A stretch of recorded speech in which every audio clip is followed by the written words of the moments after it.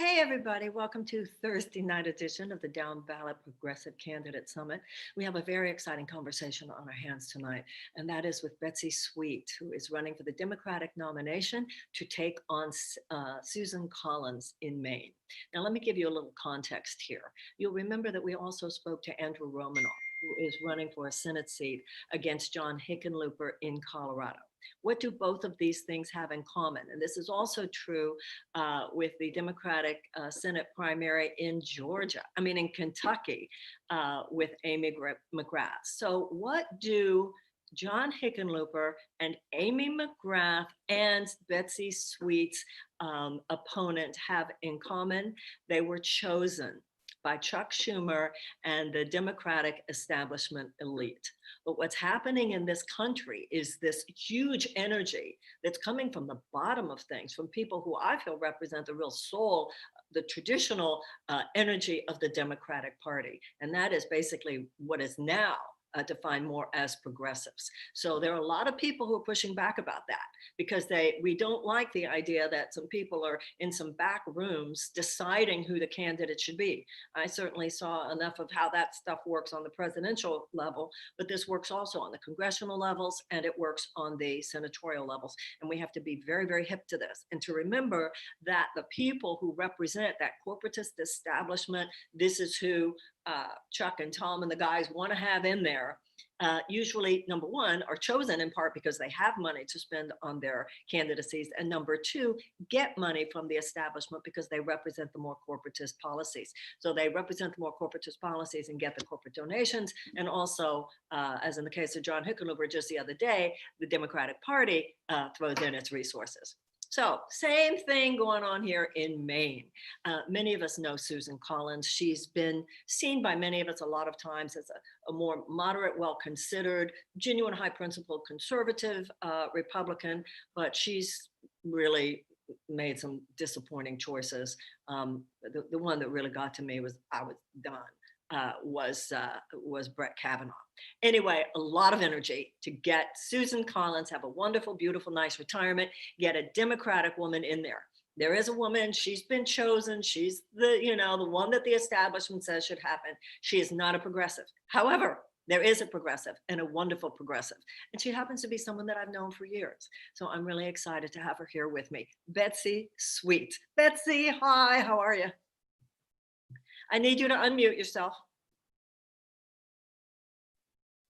Hi. Hi. I am so excited to be with you. Thank you so much for having me. And Marianne, I just want to say thank you for what you're doing. These down ballot conversations are so incredibly important. So hats off to you. Thank you. Thank you. Everybody knows intellectually, of course, that Congress is a co-equal branch, but we don't normally get to know the congressional candidates as well as we get to know the presidential ones. And also there's been this idea, well, if it's not my state or not my district, then it's not that relevant to my life, when in fact it is. It's very relevant because everybody in Congress votes on these issues that affect all of us. And of course, you're running for the Senate.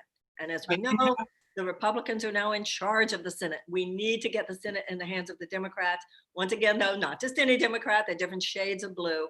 Susan Collins is one, we really want to get back in the blue column, but a blue like you, Betsy. So I'm thrilled to have you here. I'm thrilled to be here. And if we don't get the Senate back, it doesn't matter who's president, because Mitch McConnell will still be in charge and things will pile up on his desk just like they are now. And, so this race and the other ones around the country where we have a chance to flip it are critical. And it's so great that people are paying attention across the country. I think people do know, a lot of people are aware of the idea that Susan Collins, she's not real popular in Maine right now. People are open to a Democrat in that seat. I think that's fair to say. Yeah. Tell the audience, I want people to know a little bit about you, Betsy. You've been at this work for 37 years. You and I have both been around for a very long time. A long time. Let people know you've done such extraordinary work with Family Leave. You've been a long time advocate about clean elections, getting the money out of politics. I want people to know what you have done. You have a stellar resume of having done extraordinary politically activistic work in Maine. So let everybody know. Oh, well, thanks, Marianne. So yeah, I've been an activist for almost 40 years here. And it comes from my dad. So I'm the youngest of 5. And my dad said to us kids, you know, when we're growing up, you kids, you make sure you leave a place better than you found it. And he meant sweep the floor and make the beds. I thought he meant change the world. So I was like, okay. So I actually started out knocking on doors for the Equal Rights Amendment back in 1978, and then went to work for a women's peace organization. And then when I came to Maine, I worked for the Women's Lobby and the Commission for Women. But basically, I have been working so hard to make sure that people whose voices have not been heard in the halls of our state legislature and in those back rooms and in the budget hearings and when the budget's being decided, all of those things, that those people have, or those of us have a voice at the table, that we actually get to be there with someone who knows the legislators, who knows what the process is. And so I've used that organizing ability and my ability to be that bridge between what's happening inside and the organizing we do outside to help pass, as you said, the first Family Medical Leave Act in the country back in 1986. And so this was before there was a national one, but there were people in Maine who were losing their jobs because they were staying home to take care of their loved ones. And that didn't match anyone's values. So we said, oh, we can, and of course, and then the other thing was clean elections, which is Maine. I helped research and write and pass the first public financing system for elections in the country. And you know, the thing that ties those two things together, we'll talk about more about money in politics, but the thing that ties those two things together is, and most of the work I've done actually, like you, is everyone says it's impossible when we first started about it. They say, oh, Betsy, that's never, oh, you can't ever do that. That'll never pass. What are you talking about? Until we come together and have made it possible. So when people speak up and organize and get together, we made things that people said were impossible, we make them possible. And so that's only impossible until they're done. Right. You know, it's so interesting though, something I felt very strongly when I was running was that the Republicans sometimes have more chutzpah. You know, the Tea Party didn't say it can't be done. The Trump supporters in his election didn't say it can't be done. They said, we want it done, and the Republican establishment is going to have to stand aside. I don't know why Democrats sometimes have this deference to the Democratic establishment, the DNC, et cetera, that is, makes no sense. They're a private corporation. They have no governmental function, and they provide too often a kind of logjam, a real obstruction to the voice of the people. Yeah. And that's something that's happening in your campaign right now. You were telling me some pretty stunning and pretty horrific numbers about the money that is being spent, what your opponent in the primary race stands for. You want to give people a little bit of an idea of what's going on there? I firmly believe that people in Maine, voters in Maine, should decide who their candidate is. Thank you. It should be up to us, not somebody in Washington, not voters. Right. It should be up to voters. We shouldn't have a pollster. We shouldn't have someone in Washington deciding for us. And I think Maine people feel that way strongly.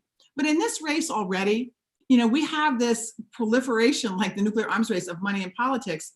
In this race already, just the DSCC candidate has already spent between 11 and 12 million dollars in Maine. So in Maine, we only have 1 million people. And hold on, I want you to slow down because I want everybody to be very clear what you're saying. You said the DSCC chosen candidate. So everybody, that means the Democratic Senatorial Committee candidate. So what we have is, like, you would read about how hundreds of years ago, you know, these men would be in back rooms, usually smoking cigars, deciding who the candidate would be. That's contrary to democracy. And that's what what Betsy means when she says this shouldn't be a bunch of people in Washington deciding who the appointed candidate is going to be. It should be, in her case, the people in Maine. Just like I felt in the presidential race, it should be the people in these primaries deciding. This is a very, very big deal. And this is also a signal to each and every one of you. If you like what you hear tonight, Betsy's website is Betsy Sweet the way it should be, SWEET.com. So as I've been saying, if everybody who's listening to these summits, who likes these candidates, sends in even $1, we will do something for these candidates. So I want to go back to what Betsy was saying, but I wanted to make sure you knew what the DSCC is. I know a lot of you do, but some of you might not. Okay, Betsy. Oh, thanks.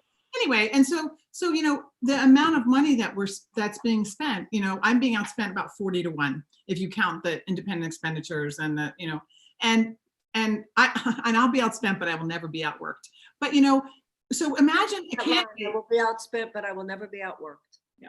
So imagine spending $11 million in an election in which all predictions are there will probably be 100,000 people voting.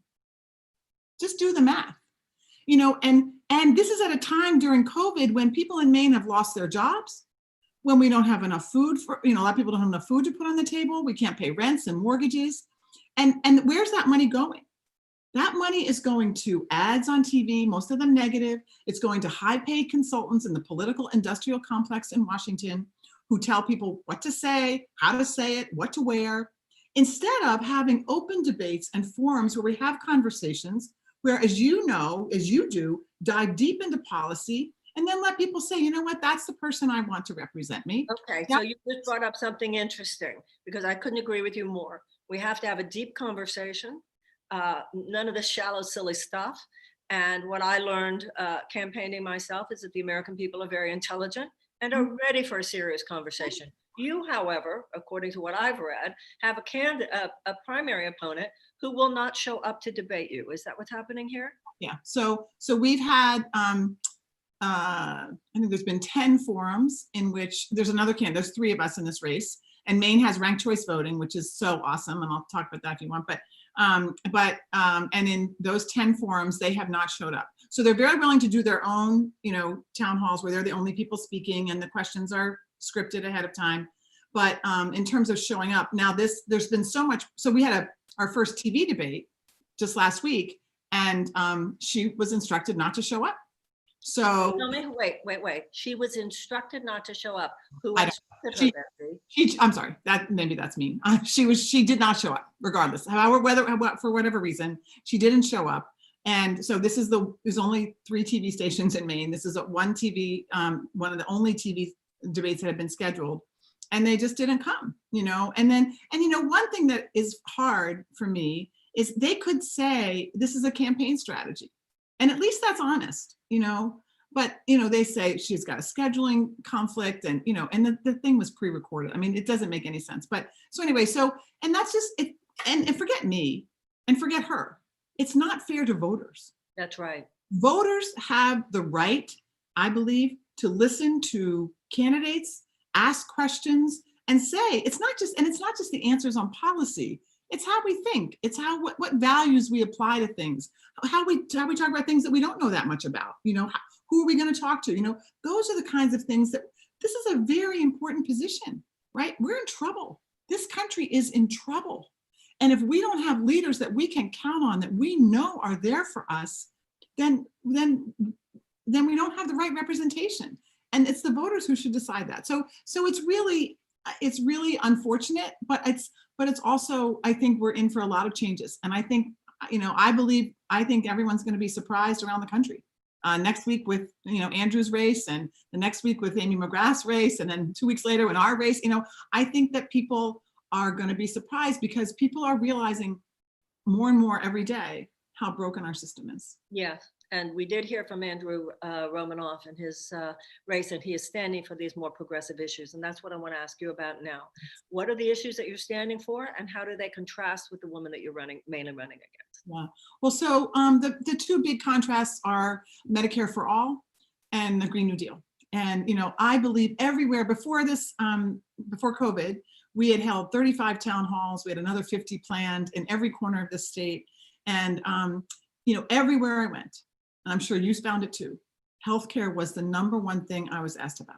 And all the polls show nationally, even among Republicans, Americans are ready for Medicare for all. So what is her reasoning for not standing for Medicare for all? She wants to do Affordable Care Act and, the nibble around the edges thing. And, and I think that, again, she wants to provide access to everybody. And I think that we have to make the distinction between access and coverage. People can have access, but we can't pay the deductibles. We can't pay the co-pays. And, so for me, I feel like within my own insurance, unless something cataclysmic happens, I'm $25,000 in before I get a dime. And that doesn't feel like health insurance to me. I felt before COVID, there was a way to do that on a sliding scale myself, but not now. With COVID, it's just simply too dangerous. So what about Green New Deal? Talk to me about what you mainly stand for. I want to hear about I want to hear your passion. I want everybody to hear your passion, not only on healthcare, but on the Green New Deal, on the environment, on getting money out of politics, on clean elections. Yeah. So I know what you said. So Green New Deal, I know that everyone's listening to this, that the scientists say we have less than 10 years.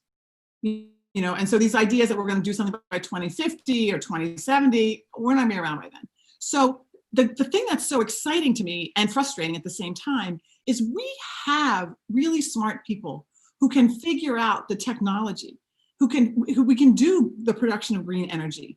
We can use regenerative agriculture to sequester carbon, no-till agriculture. That doesn't require any technology. It just requires a change in how we do farming practices.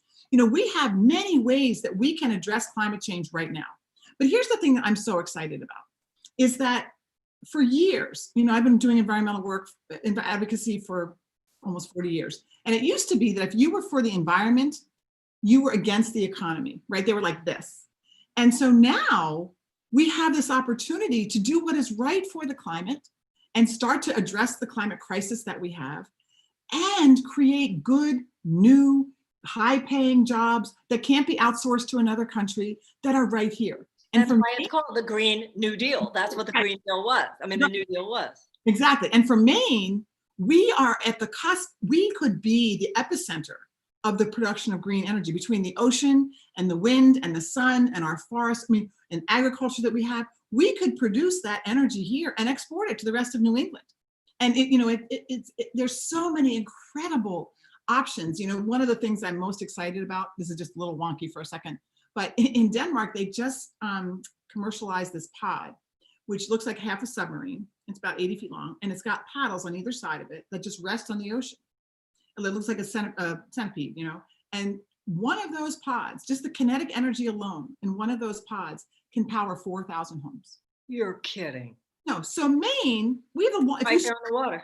If we stretched our coastline out, it's longer than California's because it goes, and so we could have these pods all the way down our coast and then export that energy on a public grid to the rest of New England. So, and we would create jobs, and so I just think that there is so much that we could do, but we're not going to do it while we're spending $20 billion a year in subsidies for fossil fuel companies in this country.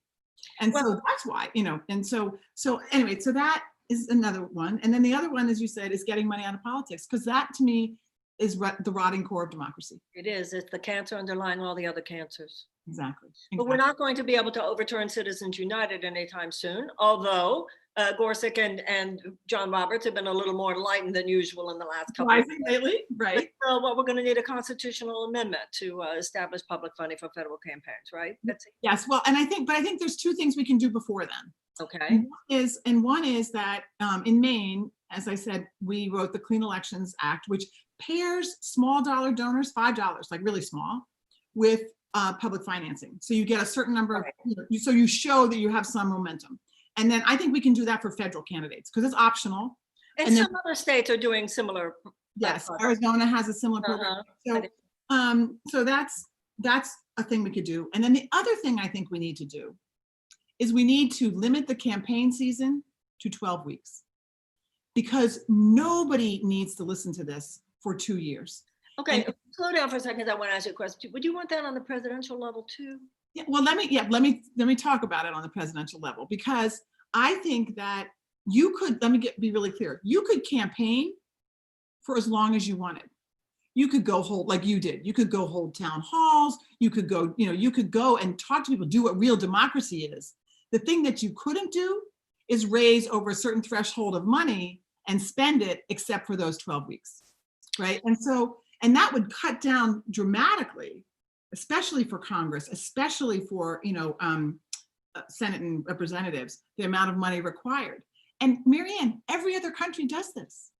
England is 6 weeks. Nordic countries are 8 weeks. No, I understand that. Days, right? The contest I see there in my mind is, part of me is like, wouldn't that be great? Another part of me recognizes that over a period of time, you get to know a candidate, and that takes longer than 12 weeks. On the other hand, we got to know Donald Trump when we still put him in the office. I think his character, a man who says, I could murder somebody on Fifth Avenue and I wouldn't, has already shown who he was, and he was, Well, I think the other thing it addresses a little bit is voter fatigue, right? So people get, in my race, the other two candidates have been on the air since January. Yeah. And people are like, oh, I don't even want to watch another thing. Like, right. So we have this. So anyway, I just think that people would pay more attention. Yes. Be more focused. Yeah. say, oh, okay, I've got 3 months to really pay attention to Yeah. this. Well, what I noticed, what I found to be true was what people told me was true, but I didn't know until I was actually there.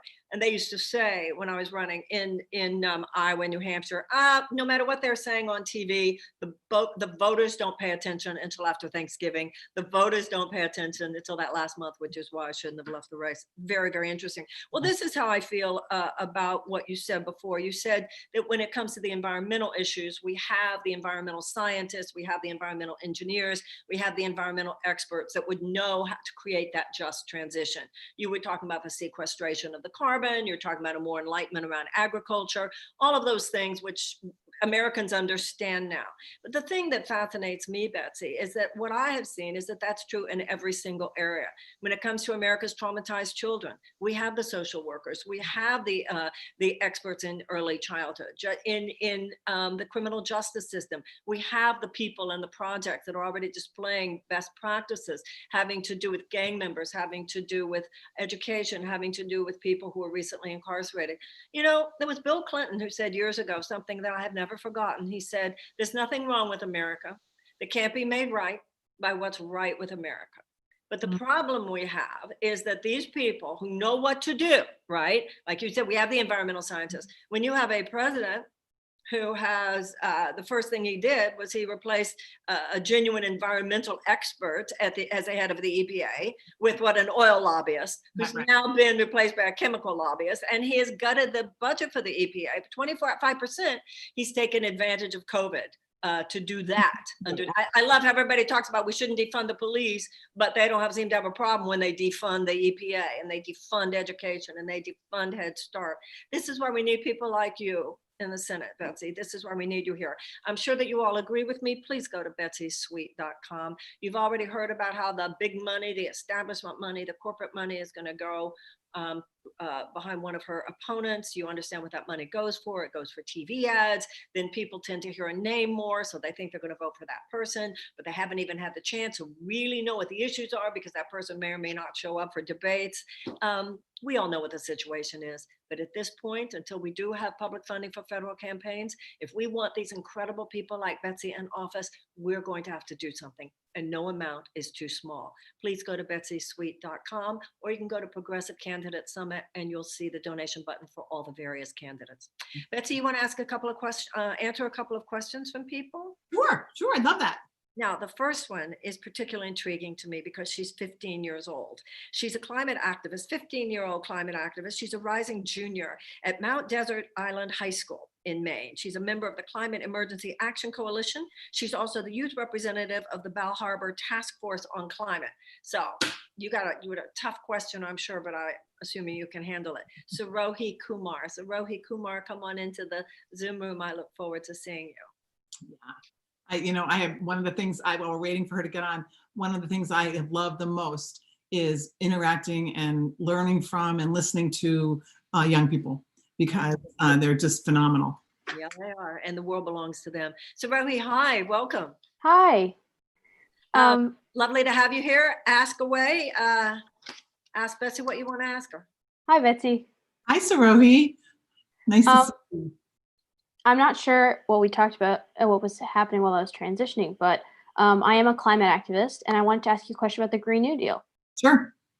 So the Green New Deal really is the best solution that we have for the two of the big crises we're currently battling, the climate crisis and the unemployment crisis. But why is it that we haven't had any action towards implementing a Green New Deal in Congress? Because of who Congress belongs to, right, Betsy? It's a great question. Because the Green New Deal, as you said, it can create 24 million new jobs. We can do a just transition for people moving out of other industries, and it will address the climate through weatherization, through green energy production, through agriculture changes. There's a lot that it will do, and it is, and we are going to need a new deal coming out of this economic pandemic. So the question is, your question that was spot on, which is if everyone understands it. And in Maine, we live the climate crisis. Our lobsters, our fisheries, our agriculture, we are in it every single day. So why is it that when so many people support it, the vast majority of Americans understand it, that it's not happening in Congress? And I think that there's really only one reason, and that's money. And, and if you look at the amount of money that, first of all, that we give to fossil fuel companies. We give them $20 billion a year. And we do that because they line the pockets of politicians. 125 million last year alone in lobbying. Wow. And then the coal companies and these are people who benefit from the system as it is. And I think the thing that we're missing in the Senate and in Congress are elected leaders who are willing to pull the curtain back and tell the truth. Tell the truth about what's actually happening. And I think when we do that, and we can say to people, look, this is what's happening. I used to do this when I went around to my town halls before COVID. And I'd say, okay, we've got $20 billion here. If you want that to go to healthcare or to Head Start and children, raise your hand. If we have $20 billion. If you want that to go to fossil fuel oil companies, some of the most profitable companies in the world, raise your hand. It was always unanimous. So this is a democracy. So if it's unanimous, why isn't it happening? Your question is perfect. And that is the reason. And I think it points to how broken our democracy is, and also a pathway to fixing it. And I think one of the things that's really, as hard as the times are now that we are going through, I think one of the exciting things is we now have an opportunity to actually do the things, and having people who need jobs, people who say, okay, where are we going to turn? Now, all of a sudden, they're listening in a way that they haven't before. And they're going to say, it's not okay for you to take care of the corporate, the fossil fuel companies and the coal companies. You need to take care of us. So I'm hopeful, and but we need people to be bold and not say, oh, I think I used to say, well, I still say it, we have the world's on fire, literally and figuratively. And so bringing a watering can to the edges is not going to do. That's right. Yeah, we need bold action. So that's what I would say. And so, Rohi, as Betsy was saying, we have 10 years. A lot of scientists say we only have 7 years. And I'm sure you're aware, if we don't make a massive shift, there could be whole areas, swaths of countries and whole swaths of continents that are where the heat is so great that food can't be grown. Huge economic collapse, hundreds of millions perhaps of environmental refugees. I think that COVID has awakened a lot of people. We were skating on very thin ice when it comes to infectious diseases. There wasn't anybody handling things. And we are skating on similarly thin ice on environmental issues. I think we're skating on very thin ice as well on nuclear issues, Betsy. Yeah. And this is what happens when you basically decimate your governmental structure.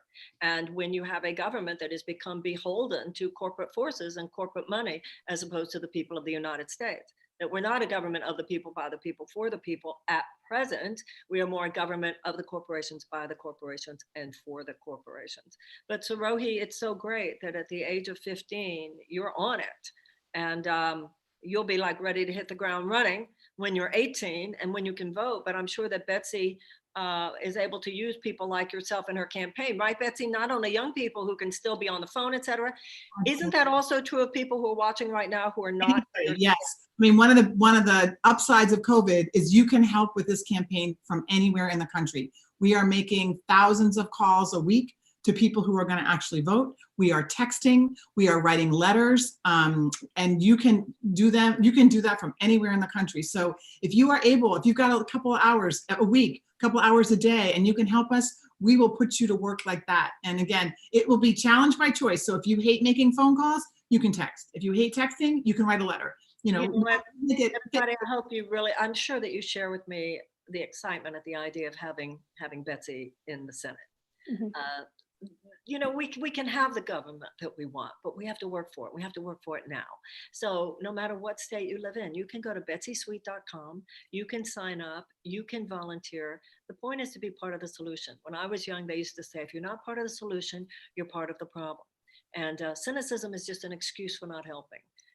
Our government has been taken over. It has been. Our government has been turned into little more than a system of legalized bribery. But as you've probably heard me say so many times, this is not the first time that we have very undemocratic forces right there in front of us and really, really destroying the basic pillars of our government. But we have pushed back against them before. We pushed back against slavery, which we pushed back against institutionalized suppression of women. We pushed back against segregation, and we are pushing back against this corporate tyranny right now. The only question you have to ask yourself is whether or not you are participating in the solution.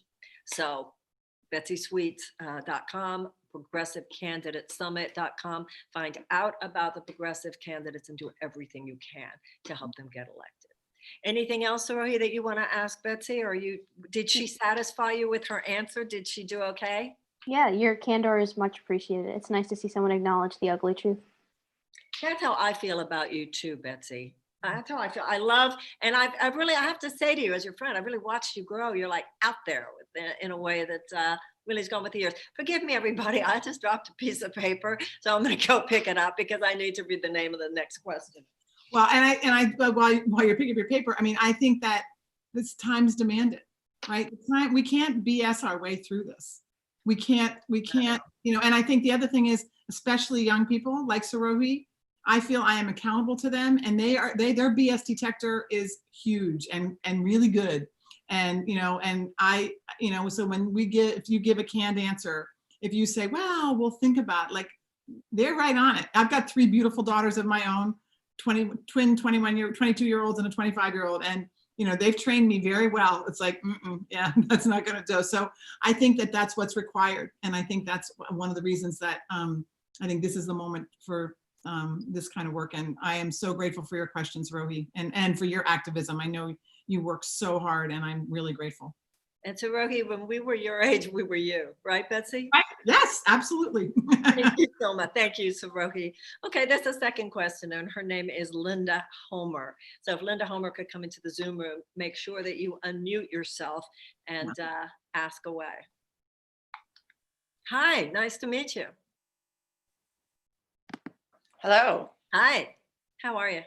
I'm great. How are you? I'm fine, thank you. So there's Betsy, and ask her what you want to ask her. So, Betsy, I wanted to ask you about mental health. And mental health issues have not had a champion in the Senate since Senator Paul Wellstone. And right now, with the calls to defund the police and reinvest in community services, which are being heard nationwide and around the world, how can this movement positively affect the mental health policy work? Wow. Well, thanks for that question, Linda. So I've been a mental health advocate for over 30 years, a community-based mental health services advocate. As a matter of fact, just before this Zoom, I was writing testimony for the legislature in Maine tomorrow about this very issue, because we have so many people who suffer with chronic and persistent mental illness, as well as many people. We have such a stressful world right now that many people are experiencing mental health issues. And so what we have done, what I believe, there's still such huge stigma around mental health. And so what we have done as a society, I think, is we have decided on issues that we don't know what to do with, or we don't know how to deal with them, we criminalize them. So we're spending millions and billions of dollars on giving military equipment to police, training to police. Our jails are full of people with mental health issues, and they're becoming the de facto mental health treatment centers, which they're not equipped to do, and they shouldn't do them because that's not who they are. That's not their job. And we send the police out to someone who is having a mental health crisis or someone who's having a substance abuse crisis, instead of getting them treatment, instead of getting them a social worker. And so I think that here we have this incredible coming together of what we're seeing in terms of racial justice and what police issues, and the desperate need for community mental health. And now is the time. I think we have a window here to transfer money. Somebody said yesterday, I was listening to a podcast, that in terms of substance abuse, right? Opioid epidemic and substance abuse epidemic is huge, right? In Maine and everywhere else. There are almost no places in this country that if you are if you're addicted to opioids, that you can go tomorrow and get help. You have to wait, you have to, but every police station in America has a narcotics unit. Something is very wrong about that. Those are wrong priorities, and they're not going to solve the problem. Worse, not only is it not the priorities that you and I probably share, but it doesn't solve the problem. Yeah. And if we look at what happened in Atlanta the other night, where this man was killed, right? And it's horrific. But just imagine a different scenario. Imagine the call comes and a social worker goes and knocks on the window gently and says, "Hey, you okay? We heard you were asleep. Are you all right?" And yeah, I've been drinking at a party. Okay, let's just pull your car over here. Do you need food? We'll get you some food. Okay, and then they talk to them. They find out, okay, I just had a, I didn't know my limit, whatever, fine. And then we'll get you a cab home. We'll get your car towed home. End of story. And if you need ongoing help, we'll get you that too. But no, we militarize it. And so we've got a border patrol between us and the issues we don't want to deal with, or we can't figure out how to deal with. And that's what our police have become. And they're not equipped to be that. There shouldn't be that. Our jails shouldn't be that. And so it's a funding issue. It's a priorities issue. And it's us taking, saying there are different ways to do this and better ways, more humane ways to do it. And then there's the whole racial aspect, which we know, and that all of those issues, because of all the racism in our society, people of color are more affected in those communities. So I think it's a great question. And I think it is a thread through everything. And I can't go without saying, and if we had Medicare for all, mental health treatment and substance abuse treatment would be covered and everyone could go get it if they needed it. So it's an entire paradigm shift. mm-hmm. It's a much more holistic understanding that we have. This is why I hope you'll consider supporting a Department of Peace. Because when we talk about people having mental health issues, when you have tens of millions of people who live with chronic economic tension and anxiety, and then they're experiencing this despair, we say they have a mental health issue. No, it's that the country has an injustice issue. The government has an issue where you've had this massive transfer of wealth, of all these resources into the hands of 1% of people. So the 1% controls more wealth than the bottom 90%. 90% of our people are squeezed into, for all intents and purposes, much a smaller pool of resources than they should have.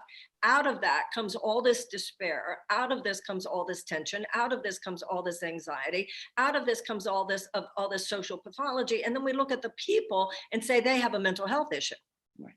I think we want to be careful here, because a lot of what we call a mental health issue is simply a normal human response to the fact that life is too hard and should not be so hard in the richest country in the world.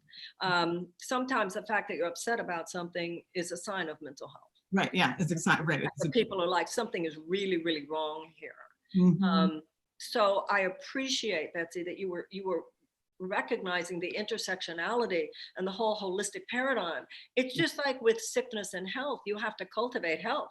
You can't just wait till there's all this eruption of symptomatology and then try to eradicate it or suppress the symptoms. You have to cultivate health. And in society, the same is true. You cultivate justice, you cultivate brotherhood, you cultivate community, you cultivate opportunity. And that's what creates a healthy society. And then these symptoms, which, as you said, we criminalize rather than heal. Right. And I think the good news is how many people recognize something's gone really, really wrong.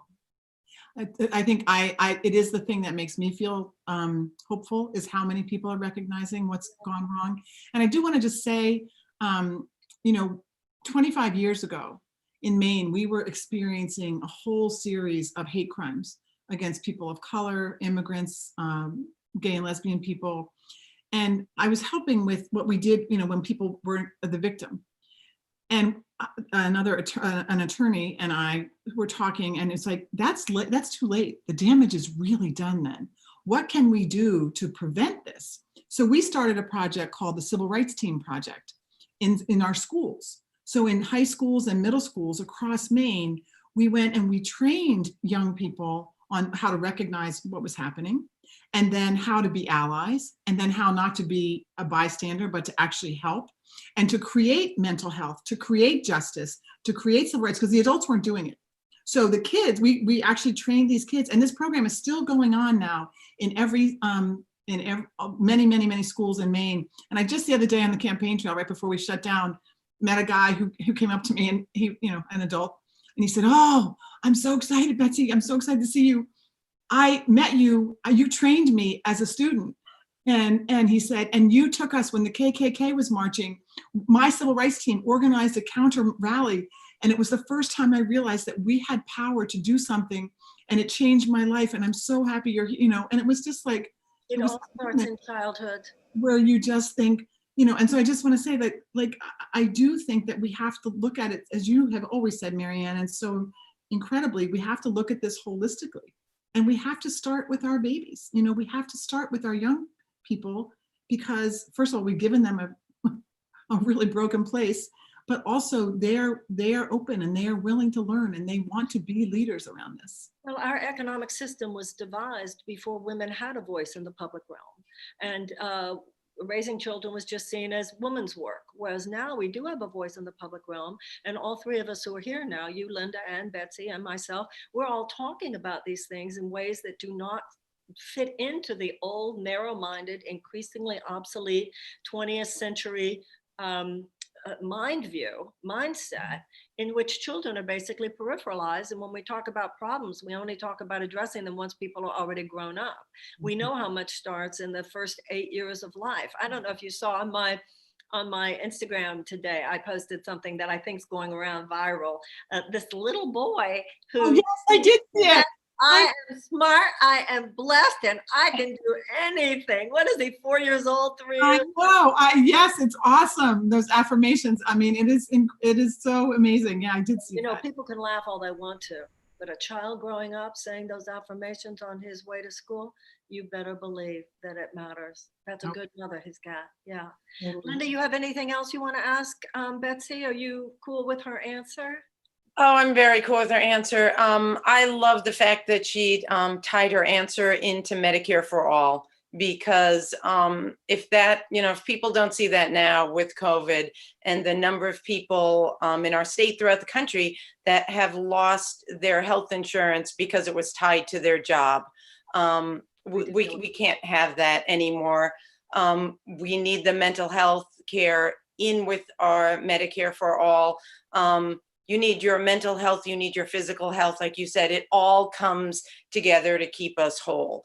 And we shouldn't have to be making choices as to what we think is important or what we think is a priority, because it's all important when it comes to who we are. So I honestly, someone who is not for Medicare for all is, doesn't work for me in any way, shape, or form, because we also need to look out for everybody else. It's not about what we have, it's about what we can do for society and everybody else. And we need to look out for everybody, and we need to work together. And until we do that, this country is not going to heal and move forward. I agree with you entirely. And when you have 93 million people, this was even before COVID, 93 million people were living near poverty. That means all of those tens of millions of people not knowing on any given day how they're what would happen if they got sick, or if their children got sick, or how they're going to send their kids to college, or how they're going to get out from under those college loans. How could they not be in constant, so close to utmost despair? Absolutely. On any given day? And how can all manner of societal pathology not emerge from that? Yeah, it's so true. It's so Thank true. you, Linda. I thought your words were very eloquent. Thank you so much. Thank you so much for having me. Thank you. Thanks, Linda. Betsy, would you support reparations? Absolutely. Absolutely. Do you have any further ideas about what's happening with Black Lives Matter now, and the way the country, obviously, I think we've reached a critical mass. There's a general agreement now. People understand it's not just systemic racism. It's specifically this idea of the execution of unarmed Black men that continues to happen. What will you stand for in the Senate when you're there? I think, and you said something a while back. It's not. This is not about people being nicer, right? This is a system of oppression, and starting with slavery, that has gone, starting with the genocide of Native Americans when white people first came to this country, that has worked its way into every corner of our society, into the way we think about things, the way we do loans, the way we do business development, the way we do education, the way we do testing, standardized testing, the way, every single aspect. And, I think about, so we've been in quarantine, right, for 6 weeks? And, you watched in Michigan that people went crazy because they couldn't get their hair cut and they couldn't get their nails done being in quarantine. Imagine being in quarantine for 400 years from the benefits of this society. Many people have been in economic lockdown before COVID. Way before. And so I think that, and something that you said, Marianne, that has stuck with me all this time is the difference between sort of helping out and making things a little better and reparations is that there is a moral component to it. That's right. To say, we have been wrong. We have done wrong. And until we acknowledge that and own it and then go to start to fix it and start to repair it and heal it, all the better things, the nice things. I mean, it's the same thing I think with the police. This is not the whole idea. This is not to make police nicer. We have gotten them, and I think it's society's fault. We have, as I said, we've criminalized things that we didn't want to deal with or we couldn't figure out how to deal with. But this is about understanding the systemic nature of it and really getting at that. And And this also circles back to the difference between a real progressive candidate such as yourself and the more establishment corporatist candidate, who even among the Democrats who will go for incremental change. And it is too late for incremental change. Mhm. Martin Luther King said, incremental change, the status quo will co-opt it at every step, and you will end up with the tranquilizing drug, he said, of gradualism. We need fundamental change. The police system is irrevocably broken. This is not just a matter of a few bad apples. And when it comes to race, it's a matter of a debt that is owed. It's not just a matter of giving more money to historically Black colleges or or giving more loans for home ownership. It is the recognition, like you said, the moral imperative of a recognition of a debt that is owed, so that we can have a healing, an emotional, psychological healing that goes beyond just economics. It makes me so excited to think about you and people like you being in Congress, particularly being in the Senate, who have an understanding of the new conversation. And that's what we're talking about here, everybody. This is the 21st century. This is not the 20th century, it's not the 19th century. And just like the 20th century mind was different than the 19th, the 21st century mind is different than the 20th. We have the 20th century mind was dominated by Newtonian physics. It was that the world is a big machine, and if you have a problem, you just tweak with the pieces of the machine.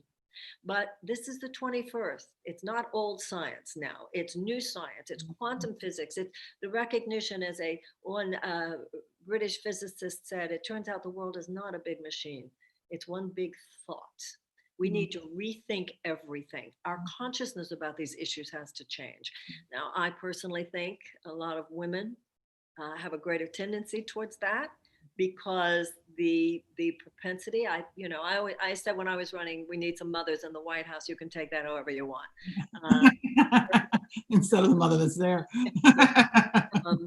There is something here about putting the children first. My mother, Betsy, when I was a child, my mother always said, we have to put the children in your home first. And when I was growing up, I thought my mother was too old-fashioned and I wanted to go out into the world and do something more important. But you grow up enough and you understand enough and to know that taking care of children and taking care of your home is as important as anything else. But even more importantly, that has to mean everybody's child. And it has to mean that the earth itself is our home. Yeah. And with 13 million children, even before COVID, who were going to school hungry in this country, 13 million, 100,000 homeless children, even before COVID, 12,000 children a day on this earth who starve. And I think that people are coming to realize these are not inevitabilities. Well, these are the products of bad public policy, and they can be replaced by good public policy. You had something to say? Well, no, and I think that's the thing that's the moment that we have before us is, and the thing that keeps me going, and I often get asked, you've been doing this for a long time, why are you still optimistic? Why are you still doing this?